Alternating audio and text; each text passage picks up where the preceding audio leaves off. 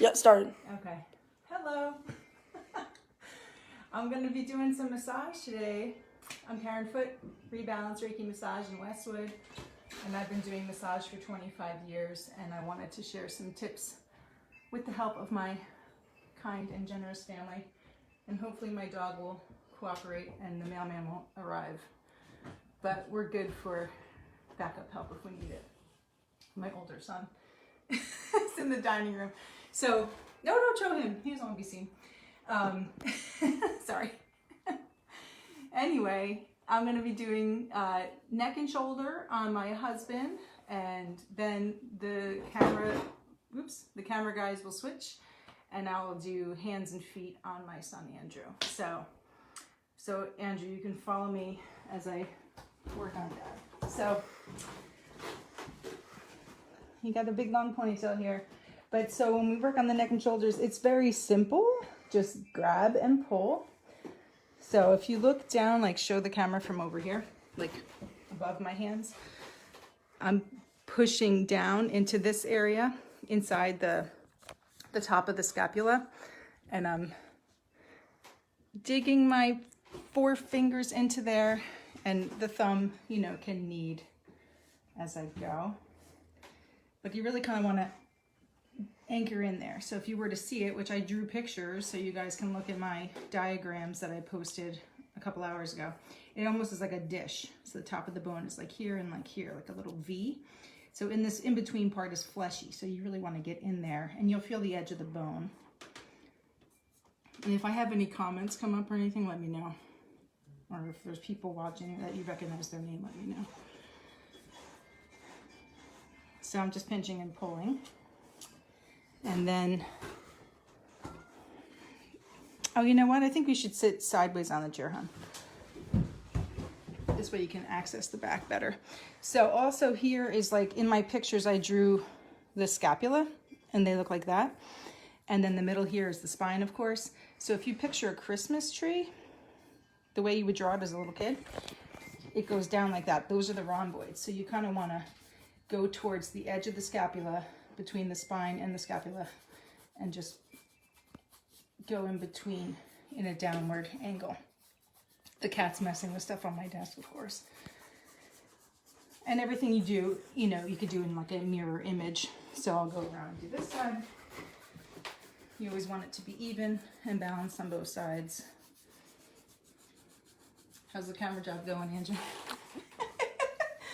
He doesn't have a voice. So, and my husband's got really tough shoulders to work on. So, oh yeah, you want to show my body position, hon? Yes. I know, it's hard. But kind of sometimes you might have to really use your body like this. If you were brave enough and confident enough, which is not recommended always, you could use your elbows. But you need to have some skill and confidence to do that. But obviously, I'm between the spine and the scapula. Use my forearm. Yeah, I'll use my forearm at the top of the neck. So you just picture the whatever, the arm bone, radius, or I forget, but this bone is like a big long skinny tool. The cat's knocking my stuff off the desk. But you could just picture it almost like a saw, so you kind of lean it down and go over. This is for people who have really difficult shoulders. So it's not that big of a deal. I think this is the most kind of like intuitive. Like, people know how to rub backs, I think. But I remember when I was in college and I was telling my sister how, when you just know where to go on people when you massage them, and she's like, no, Karen, that's why it's a gift. So I just took it for granted that my hands just know what to do. So you see here, I'm like kneading his neck with the pinchy grab like this. So I'm pulling back and I'm kind of making my way upward to the base of the head. And if you see here, Andrew, you can see I'm holding Dad's head at the top to stabilize it. So when you're pushing with force, you have a little bit of balance, so you're not shoving them over. And you could even rub around the front to the clavicles. In my diagram, I talk about that. So you can feel the edge of the bone of the clavicle here, and you can go down. I don't know if you're showing that. Try not to show Dad's face too much. I don't know how much he wants to be seen. I'm not. Mine.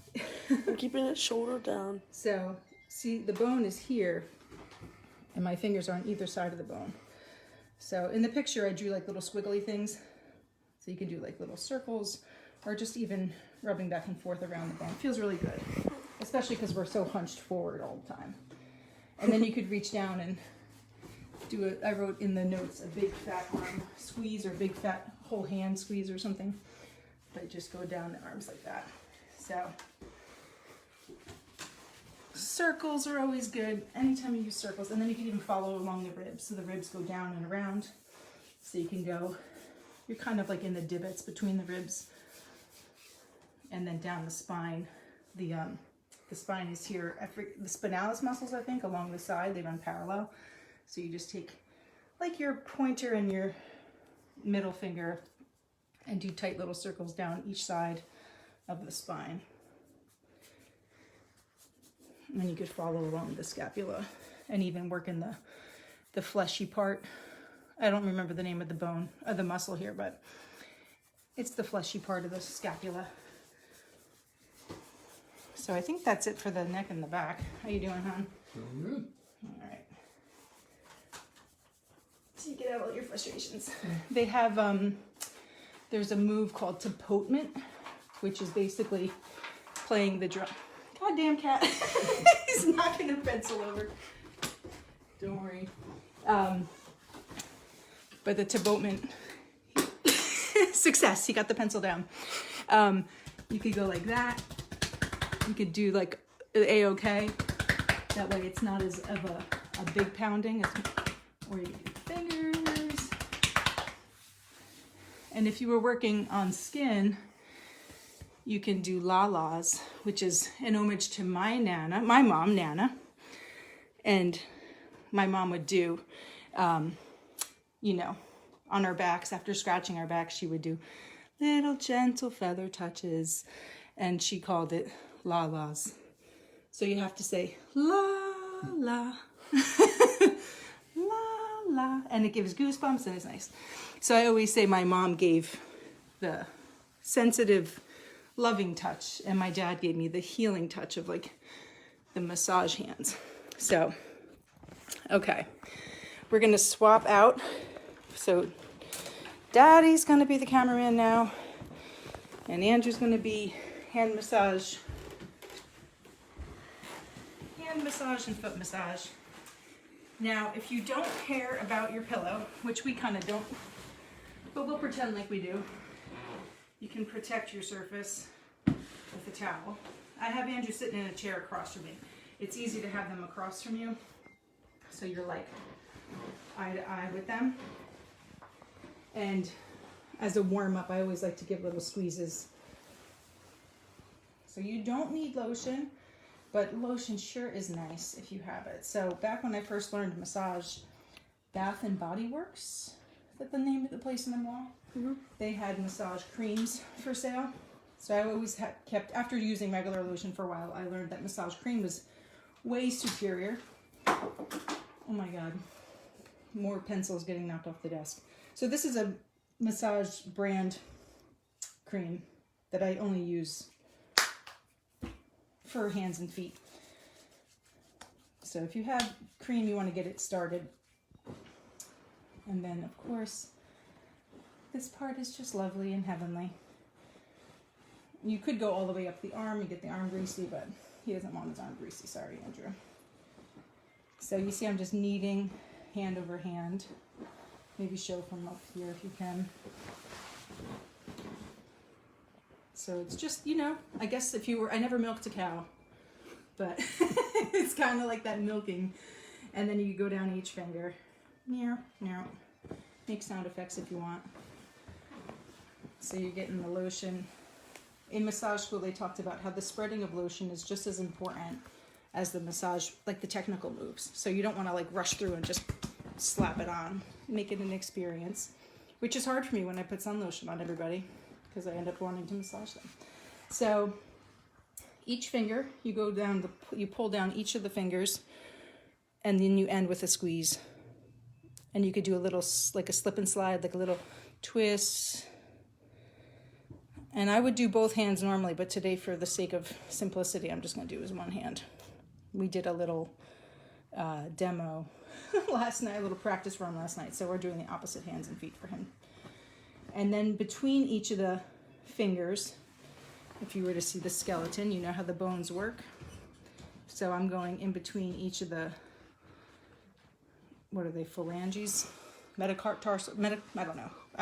I don't remember. I did get 100 on my anatomy test in massage school, but that was 20 years ago. Metatarsals, is that feet? I don't remember. Anyway, you go down the little rivers in between, little valleys, and you can do thumb over thumb. That's always nice. Look how pink my cheeks are from talking. So then you also, this other move is really nice. It feels really like good to go around the wrist bones. So Andrew's wrists aren't as bony as my Irish wrists, but you could feel where the wrist bones are. So you could do simultaneous circles around the wrists. And that feels good. Now the cat's messing with Dad's shirt over there. The cat's like, what are you guys being serious and quiet? I'm going to mess with you. I thought the dog would be fine. Would be worrisome, but she's fine. Right, Max? Boring. That was perfectly timed. Okay. So I did the wrists. So the back of the hand is done. You know, it's really nice to do the big squeeze at the end. A little pinchy squeeze. You can do the sides of the fingers, the fronts. How you doing, Andrew? No words? Okay. So this part is hard to film. Let's see. Here, put your elbow up just so we can get looking at the hand. So I have the hand pitched open like this, and I go up the cat's back in between each finger, and then here in between the big thumb area. And then you could do the under part of this. I think this is called the thenar eminence. So there's a big muscle here, so you can kind of just pushing around. And then the crisscross left and right. Another move you can do, this is a fancy move, where basically it's almost like you're doing cats in the cradle, but I'm weaving my hand into his hand, so you see how that pulls the palm right open. So you can just go. That's a little tricky and fancy, so you want your pinky and your ring finger to kind of hook in, my middle finger too by the thumb, and that opens everything up. So, and then I also do these types of things, and then massage up the arm. I'm sorry, I know you didn't want your arm greasy. I can't help it. I'll wash it. So that's it for the hand, and then again you could always end with the nice la-las, like Nyana did. La-la. Or you could do like the Chinese places will like boom, drop you heavy. I tend to be a little bit more gentle with my clients. Okay, so hand is good. Now compare your other hand just for the sake of comparison. Maybe show the backs. In this lighting, I don't know how obvious it is, but this hand, the hand that's done is always puffy and even and like bright, and then the hand that hasn't been done is a little bit more blotchy. I can't tell in this lighting if it's as obvious, but you can tell this one looks a little bit more smooth, poofy, and relieved. So now we're going to switch seats, and I'm going to do Andrew Foot's foot. That was what I get for being married into that last name. I actually have a hard time spelling the word foot without an E at the end. All right, so you comfortable now? So if you put a pillow under the person's knee, lift your leg up. It makes it a little bit more relaxing for them. And I'm putting the towel down, even though we don't care about our couch. So our couch is gross, thanks to our pets. So Andrew recently showered, but he's got some fluff stuck to his feet from just walking around the house. So nice and clean feet.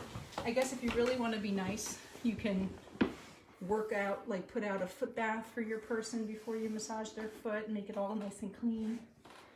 But I don't do this normally, but like you can do some stretches like this. Sometimes I'll do it. That feels nice just to have somebody else stretching. So you can do some introductory rubs and then you get your cream going. And of course, like I said, this cream is very good. Oil is sometimes weird when you work on, you're so close to my face.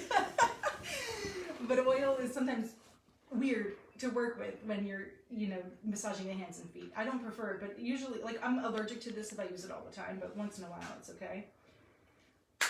And when I work with, I just get like little bumps on my fingers. But, so if you have oil, just use a very tiny little bit, because it can get just too much and hard to control. And regular old hand lotion, like Aveeno or whatever, is fine, but once you reapply it more than like one more time or two more times, it gets like sticky and thick and kind of grimy feeling. So this lotion keeps its grease moving, you know. So just warming up the foot, I make circles using, I mentioned the thenar eminence, the anatomical term I remembered, of your hand, the fleshy part of your thumbs, to make circles around the ankles, which feels nice. Says like a little start, the dog. And you see the cat is right in on it. He's so funny. You can drop your leg like it's dead weight. Don't help me. Don't hold it up. No, I know, but that defeats the purpose. You want the person to be relaxed. So anything you can do to support that person so they are fully, I always say, be a rag doll when I work on people. I don't want to work on your hand if it's like that. I want to work on your hand when it's like, ugh. So big circles around the ankles, and then the big grabby pull up the foot, and that, you know, again, the kneading or the milking. Sorry, Andrew. It's fine. And then I'm gonna do the same like I did on the fingers, where pull up each toe and do a little yank, and then go down in between each of the spaces. Like I said, it's like a little valley, the gap between the bones. And just finger over finger, and you kind of make your way towards the end here at the top of the foot, but you don't have to go crazy making it to the end, but it feels nice. It just gets the blood moving, the lymph moving. So obviously it's a lot of repetitive motion. I've noticed that my massage is kind of hypnotic in the way I give it compared to some other people. So I'm all about redoing again and again, because it's just, you get lost in it. It becomes just like meditative. So now under the foot, you might have a weird angle here, hon, but to get under the foot and then just doing that crisscross thing. I included notes in the diagram for reflexology, but it's going to be too tedious for me to demonstrate that with the camera and the angle and just the time. So look at the notes for that, but I'm not going to go over each of the nuanced details of reflexology. The key with reflexology, though, is little baby bites, like I think of it as a monkey bite, but it's not really, because it's not two fingers. It's just you're taking your thumb and you're moving it along the edge, and just this little inchy can feel so good. And this in reflexology is the shoulder line. So sometimes you might feel like gunky stuff kind of squirt out, and it's like lymphatic stuff. And if you feel a lot of stuff moving here, if the person flinches, it could be because their shoulders are tight. And then there's also the concept of the zones. So it's almost like you slice the body. So this part of the zone is the outside edge, and then this would be the next line up. So just evenly sliced through. And the human body is reflected in the feet. So this would be the head, this would be the spine, this would be the shoulders. So head, spine, shoulders, outside edge of the body. And 2 feet together would be the whole body. Oh, thanks. But you're not together, you're not lined up. But so all the organs would be like in the middle here. And this is like the heart, chest, lungs, the sinuses, the eyes. I forget the other details, like the colon and the intestines are all down in the lower part of the foot. Reproductive area is up in the ankle area. But like I said, I'm not going to get too into that. But just doing these like little crisscross X's up the foot is good. And you could even use, I have my rings on, I'm just spinning my engagement ring around so I don't hurt them. but just you could do a fist right down the front, and I'll support his ankle so I don't push him, but that's a good one. And get around the inside there, and then you can do like a little pinch down the side here. And then the heels are kind of hard to work on. His aren't so bad because he's young, but the older people, it gets denser and thicker and stuff. But so this area, if it's very dense, you might want to use a knuckle to kind of massage into the heels. Thank you for being my cameraman. I know it's awkward to hold the camera. So that's about that, I guess. But then there's other things you can do with the toes, with the reflexology. There's like little tiny moves. Oh, sorry, I made him jump. But you can really kind of massage each individual toe, touch the tips of the, sorry, I'm sorry. I don't mean to make you jump. Okay, you don't like that. Sometimes the areas that make us jump are areas that we have problems going on with. So what else was I going to say? Oh, the circles. So this is fun, where you stabilize the foot with the one hand, and the other hand just goes and makes little circles, left and right, or clockwise and counterclockwise. And we'll say, this little piggy went to the market. Sorry, Andrew. And just do each little toe around and around.